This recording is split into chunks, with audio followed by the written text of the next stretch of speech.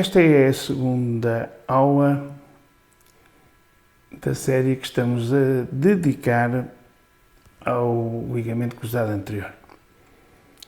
Nesta aula vamos abordar a clínica e a semiologia da ruptura do ligamento cruzado anterior. Relativamente a esta matéria, não há, da nossa parte, qualquer conflito de interesses a declarar. Podemos realmente ver que a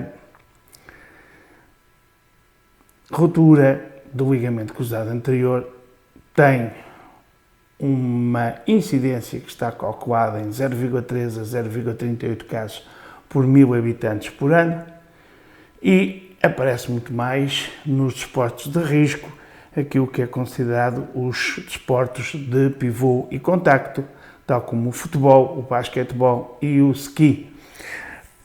Pela colocação do joelho em posição de risco, nomeadamente na posição de rotação e torção, à altura em que o ligamento cruzado anterior fica em exposição e em grande tensão relativamente ao ligamento cruzado posterior dentro da chafadura intercondiliana, como foi apresentado na aula anterior.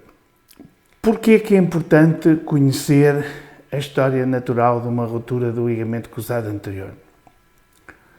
Porque essa ruptura vai condicionar alterações biomecânicas, nomeadamente no mecanismo de rolar e deslizar do côndilo sobre o prato da tíbia, levando a subluxação e levando a uma lesão meniscal e, posteriormente, a uma gonatrose.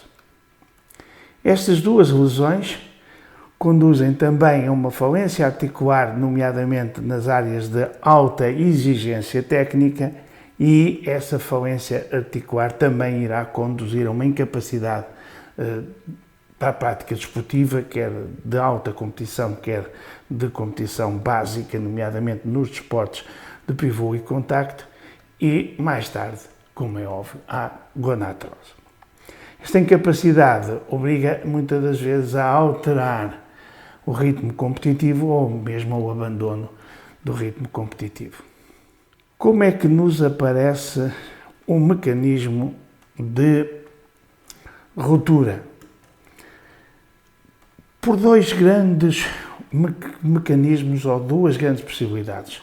Ou uma hiperextensão forçada sem apoio, que muitas das vezes aparece sobretudo, por exemplo, no rugby, ou muitas das vezes uma torção com o joelho em flexão, em que, como disse anteriormente, o ligamento cruzado anterior, a nível da chanfadura, é colocado em pressão e em contacto com o ligamento cruzado posterior, muito mais resistente e que leva à ruptura, digamos, do elemento mais fraco. Temos aqui um exemplo demonstrativo dessa situação e, como podem ver, quando há uma ruptura, como por exemplo aqui no futebol americano, existe a rotação, existe o contacto com o elemento mais forte e existe a hematrose pela vascularização do ligamento já apontada anteriormente. Na clínica, o sinistrado refere uma dor muito intensa, refere um estalido, muitas vezes uma sensação de uma rasgadura na língua e na linguagem anglo-saxónica de famous pop, mais tarde uma certa impotência funcional, quer em agudo, quer em crónico, e em agudo temos uma hematrose sem glóbulos de gordura. É esta situação que nós podemos aqui presenciar, por exemplo, neste vídeo. Aqui está a torção e a queda do atleta. Ou, por exemplo, neste vídeo aqui, em que a atleta cai completamente agarrado ao joelho devido à dor que sente. E vejamos, é um movimento muito simples, brusco, com o joelho em flexão e em torção, habitualmente rotação externa. Repetimos para nos lembrarmos. Tal como dissemos, e não é demais repetir, nós vamos ter dor, que vai ser localizada de maneira difusa a nível do joelho, maior ou menor intensidade e mais tempo. Há relato de estalido ou sensação de rasgadura, tumefação ou derrame articular e mais tarde, quando se recupera da fase aguda, podemos ter um bloqueio, uma altura em que o doente faz flexão, mas não faz extensão completa, poderá ter uma rigidez articular e poderá ter uma limitação do perímetro de marcha. O exame físico deve ser cuidadoso, avaliando a inspeção, a palpação, estudando a mobilidade articular, medindo o comprimento dos membros e os perímetros musculares, fazendo as provas específicas e especiais de avaliação ligamentar e fazendo o exame neurovascular. A inspeção é muito importante. Podemos observar certas deformidades, nomeadamente no alinhamento, joelhos varos, joelhos valgos, flexos. Devemos estudar a patela e ver o seu posicionamento, ver a cor da pele, a existência de equimoses ou derrames, sobretudo em lesões agudas, feridas e cicatrizes, nomeadamente cirurgias anteriores. Esta inspeção é fulcral, como aqui mostramos, e pode ser vista nas 3 dimensões: face, perfil e de costas. Devemos distinguir e observar o joelho valgo do joelho varo e depois, dentro deste joelho, perceber se temos alguma deformidade, nomeadamente a nível articular, tíbia vara ou tíbia valga. A palpação confirma os dados obtidos na inspeção. Devemos ver a temperatura da pele, ver os pontos dolorosos, nomeadamente a nível da interlinha, e fazer uma medição dos perímetros musculares, como aqui está mostrado. No nosso caso, nós optamos por uma medição a 10 cm e a 15 cm proximal ao polo inferior da rótula. A medição, como demonstrado, deve ser bilateral, pois só assim podemos fazer uma avaliação adequada e simétrica. A palpação confirma, como vos disse há pouco, todos os pontos dolorosos e é importante fazer essa avaliação. Complementarmente, estudar a mobilidade articular, a flexão do joelho, inclusive a elasticidade dos músculos do joelho, nomeadamente do quadríceps crural e dos isquiotibiais, e nunca esquecer as articulações adjacentes.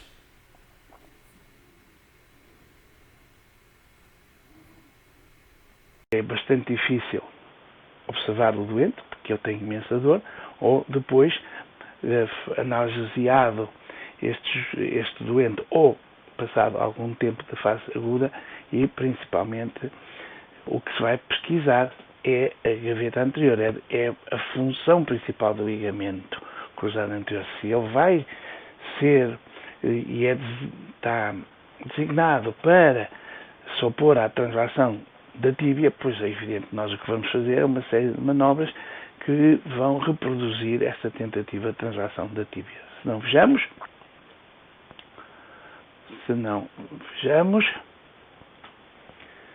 aqui à vossa esquerda,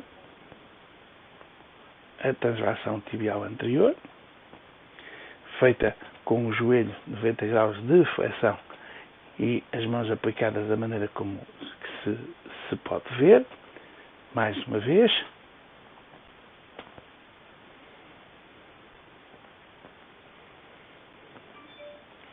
Ou uma manobra do Lachman para mostrar que o ligamento está perfeitamente roto.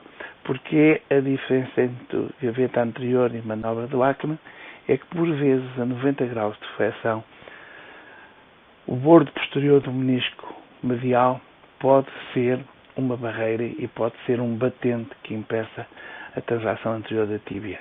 E a manobra do Lachman tenta retirar esse bordo ao colocar-se a cerca de 20 graus de flexão o nosso joelho, e o joelho nessa altura deixa de ter esse obstáculo do bordo posterior do menisco e então ele mais facilmente vai fazer uma translação anterior. Essas manobras são muito importantes. Reparem que uma manobra de gaveta anterior mostra que temos um ligamento não funcional, temos uma estrutura que não funciona e, portanto, o diagnóstico está feito, uma excelente sensibilidade e especificidade, e o Lachman também.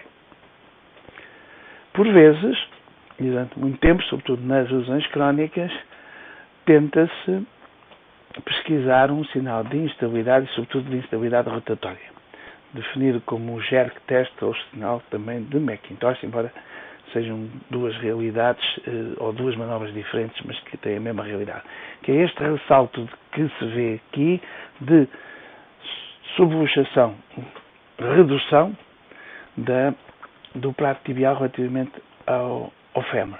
E este sinal de instabilidade é extremamente importante, porque é este sinal que nos mostra quanto pode haver uma lesão meniscal, muitas das vezes secundária, e outras vezes é por aqui que se vai depois desenvolver a artrose secundária que muitos dos doentes têm. Cerca de 1/3 dos doentes que têm uma ruptura do ligamento cruzado anterior vão desenvolver a cerca de 8 ou 10 anos uma osteoartrose que é secundária.